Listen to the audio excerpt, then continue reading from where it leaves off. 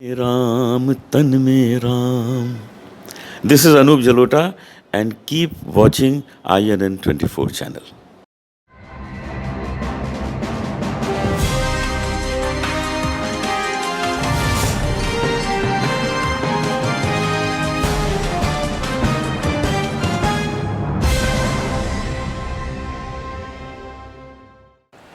INN 24 से मैं कमल नारायण नामपल्लीवार. हमारे सामने जो शख्स बैठे हैं श्रीधर साळवे जी, ये भीमसेना के राष्ट्रीय अध्यक्ष हैं. भीमसेना के राष्ट्रीय अध्यक्ष जिन्होंने 2012 से इस भीमसेना के माध्यम से आम्बेडकरी विचार को लेकर, शाहू जी फुले जी महाराज के विचारों को लेकर जो नागपुर में जो शुरुआत की, जो आंदोलन किए, बड़े बड़े आंदोलनों में इनका काफी नाम रहा है.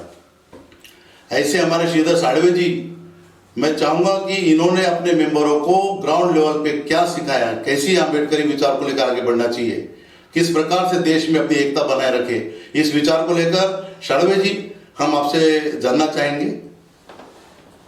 जय भीम. जय भीम.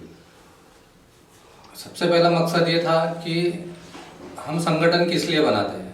तो संगठन हमने इसलिए बनाते हैं कि हमें किसी से लड़ना है, किसी से कुछ चीज़ पाना है, कुछ चीज़ हासिल करना है, उसके लिए संगठन का निर्माण होता है. तो हम लोगों ने देखे कि बाबा साहब के विचार और बाबा साहब ने संविधान बनाया और संविधान में दिए हुए अधिकार हम लोगों को नहीं मिल रहे हैं. तो हम लोगों ने देखा कि ये अधिकार हमें नहीं मिल रहा है और इस अधिकार में कुछ व्यवस्थाओं का कब्जा है और ये व्यवस्था हमारे ऊपर में कई सदियों से अत्याचार कर रहे थे और आज भी कर रहे हैं. तो हमने सबसे पहला हमारा टारगेट बनाया कि इस संगठन को सबसे पहले देशव्यापी संगठन बनाएंगे. देशव्यापी संगठन बनाने से यही फायदा होगा कि हम इस व्यवस्था से लड़ सकते हैं, अन्यथा हम इस व्यवस्था से नहीं लड़ सकते. इसलिए 2012 से लेकर 2016 तक हमने नागपुर में बहुत बड़े पैमाने पे काम किए, पूरे महाराष्ट्र में काम हुआ. फिर हम लोग 2017 में हम लोग दिल्ली गए, दिल्ली में हमने हेड ऑफिस बनाया.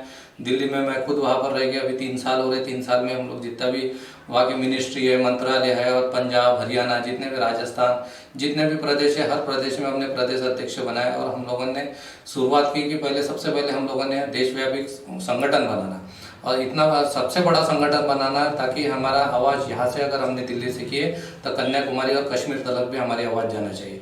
अगर हमारा कम्युनिकेशन नहीं है तो हम लोग इस मिशन को नहीं चला सकते.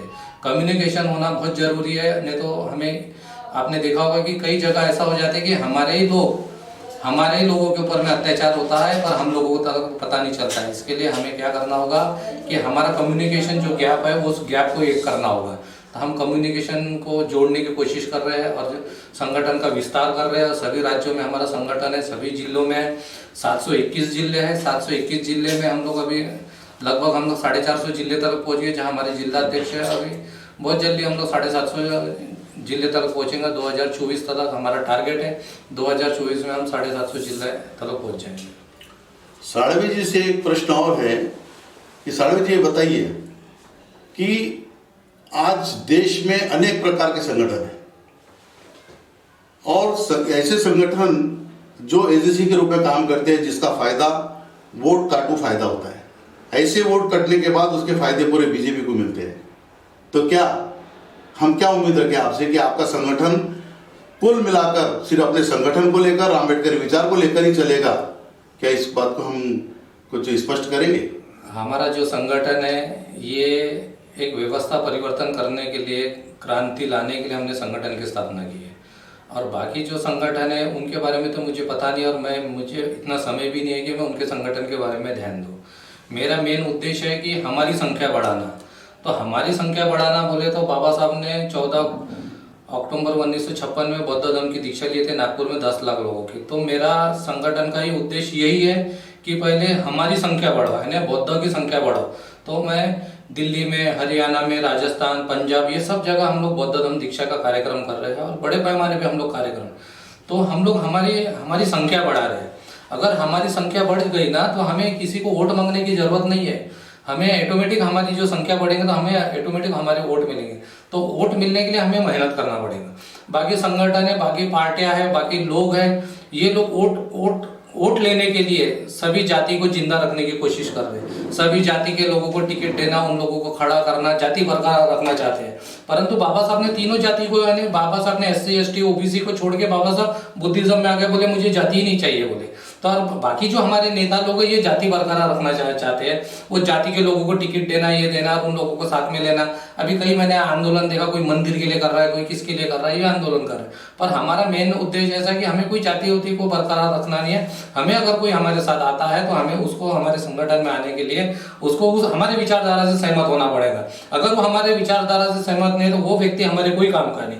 अभी भी देखा जाए तो हमारे SC ST में अभी भी देखा जाए तो 90% लोग ऐसी है, 80 और 90% के बीच में ऐसे लोग हैं कि वो लोग बाबा साहब का नाम अपने मुंह से लेते हैं, पर उनके घर में वो विचारधारा, इस ब्राह्मण व्यवस्था के जो विचारधारा है वो विचारधारा के भगवान उनके घर में है। तो मैं ये चाहता हूँ कि अगर ये जो हमारे SC ST के लोग हैं, अगर ये हमारे साथ में आके खड़े हो जाते हैं और ये 100% बुद्धिस्ट हो जाते हैं तो हमारी संख्या बढ़ती है। और जिस समय हमारी संख्या बढ़ेंगे तो 100% हम लोग राजनीति में हर जगह में हम लोग सफल होंगे। नहीं तो अन्यथा हम लोग सफल हो ही नहीं सकते। अगर हम बोलेंगे हम सोशल इंजीनियरिंग और कोई ऐसे कोई नाम देके अगर हम सब लोगों को इकट्ठा करना चाहेंगे, ये हमारे साथ रहेंगे, खाएंगे पीएंगे सब कुछ देंगे, जहाँ वोटिंग का समय आते हैं ये बराबर उस विचारधारा के सब साथ चले जाते हैं। तो आपने ये बिहार का इलेक्शन देखा होगा कि बिहार के इलेक्शन में अभी तक उन मजदूरों के पैर के छाले नहीं ठीक हुए, परंतु वह बीजेपी गवर्नमेंट आई। तो ये आस्था के नाम में उनको भ्रम करना, आस्था में लाना और उनको आस्था के नाम पे उनसे वोटिंग लेना, तो ये आस्था का खेल हमारे देश में धर्म का, जाति का खेल शुरू है। तो हम ये जाति और धर्म का खेल बंद करना चाहते हैं। साळवे जी, भीमसेना के अब तक कितने सदस्य आपके बने हैं और कौन से राज्य में आपके संगठन और आपके सदस्य काम कर रहे हैं? भीमसेना के 2 करोड़ के ऊपर अभी सदस्य बन गए हैं और सभी राज्यों में बोले तो अभी हम लोग आंध्र प्रदेश में है, उत्तर प्रदेश में है, महाराष्ट्र में है, MP में है, हरियाणा में है, पंजाब में है, दिल्ली में है। जितने भी जहाँ बहुजनों की, दलितों की संख्या, बुद्धिस्टों की संख्या ज़्यादा है, पहले हम लोगों ने वहाँ टारगेट किए।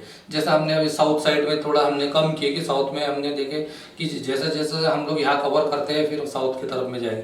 तो हमारा टारगेट है, पहले हमने कि 5 स्टेट को हमें टारगेट करना है कि 5 स्टेट कौन से तो हमने उन स्टेट को टारगेट करना शुरू किया। एक महाराष्ट्र है, दिल्ली है, गोवा है, पंजाब है और हरियाणा है और राजस्थान है। ऐसे 5 और 6 स्टेट को हम लोग अभी टारगेट कर रहे हैं और यहाँ हमारा काम 100% सक्सेस होता है। तो हम लोग यहाँ जाके बौद्ध धर्म की दीक्षा देना, लोगों को कन्विंस करना, लोगों को संगठन के उद्देश्य बताना और इस विचारधारा पे हम लोग काम कर रहे हैं। ये पदवीधर के लिए आपने अब तक पूरे देश में कितने सदस्य पदवीधर सदस्य उतारे हैं, उम्मीदवार उतारे हैं? पदवीधर के लिए हमने अभी नागपुर से उतारे हैं। नागपुर से हमारे मुस्लिम कैंडिडेट है मोहम्मद शाकिर अब्दुल गफार और ये अच्छे अधिवक्ता है, अच्छे सुप्रीम हाई कोर्ट और सुप्रीम कोर्ट के वकील है और अच्छी प्रैक्टिस है। उनका परफॉर्मेंस बहुत अच्छा है, समाज में अवेयरनेस बना है, समाज उनकी तरफ एक चढ़वड़, आम्बेडकरी चढ़वड़ के इससे उनकी तरफ देखते हैं कि बाबा साहब के मिशन में मुस्लिम लोग काम कर रहे हैं, तो समाज को बड़ी अपेक्षा है उनसे कि ये अच्छा काम करेंगे। और सभी लोग, मैं भी पदवीधर हूँ, शायद ये इलेक्शन मैं भी कर सकता था या हमारे लोग भी और भी जो समाज के लिए कर सकते थे, परंतु हमें राजनीति में दलित और मुस्लिम और जैसे बुद्धिस्ट और मुस्लिम को लेके हमें राजनीति करना है। तो हमारा ये एजेंडा है कि हम ये दोनों कौम लेके हम लोग एजेंडा को पूरा करेंगे और हम लोग इस इलेक्शन में हमने साकिर भाई को यहाँ पर कॉन्टेस्ट में हमने रखे। नागपुर शहर में जिस प्रकार से एक बड़ा संगठन बीजेपी का काम कर रहा है, उस प्रकार से आपके कितने वोटर्स हैं और इस संगठन को काम करने के लिए कितने आपके सदस्य इस मुहिम में इनको जिताने के लिए काम कर रहे हैं? 2,06,000 वोटिंग है और 2,000 में से 96,000 तो SC ST और OBC और माइनॉरिटी लोगों के वोट है और बाकी और OBC लोगों के भी वोट है। पर हमने कुछ टारगेट किया हमारे लोगों को और हम लोग उस टारगेट को ही लेके चल रहे हैं। हम अदर में और एनर्जी वेस्ट करने से हमें कुछ ये नहीं, हमारी जितनी वोटिंग है हमें कंफर्म है कि यही लोग हमें वोट दे सकते हैं। तो हम उन लोगों को मैसेज भेजना, व्हाट्सअप भेजना, उनको फ़ोन पे बात करना। अभी कोविड-19 की वजह से ये उनसे पर्सनल फिजिकल मिलने असंभव है, तो हमने ये सोचा कि वीडियो के माध्यम से, सोशल मीडिया के माध्यम से और जहाँ तक हो उनको मैसेज भेजना, व्हाट्सअप करना, ये सब प्रक्रिया हमारी शुरू है और अच्छे तरीके से हमारा काम शुरू है। और मुझे पूरा विश्वास है कि समाज हमारे साथ है और दोनों समाज, मुस्लिम भी समाज हमारे साथ है और हरिजन, दलित समाज और बुद्धिस्ट समाज सभी लोग हमारे साथ में खड़े हैं, तो हमारा कैंडिडेट अच्छा परफॉर्मेंस देगा ऐसे में अपेक्षा है।